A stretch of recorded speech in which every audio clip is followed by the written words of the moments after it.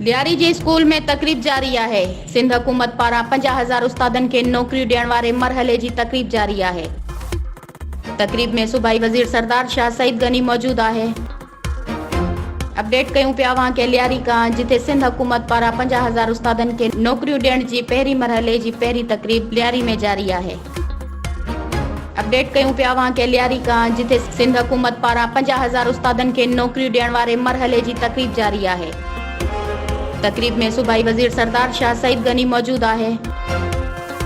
Update कयूं पिया वहां के लियारी का, जिथे सिंध हुकूमत पारा 50,000 उस्तादन के नौकरियूं ॾियण जी पहिरीं मरहले जी पहिरीं तकरीब लियारी में जारी है।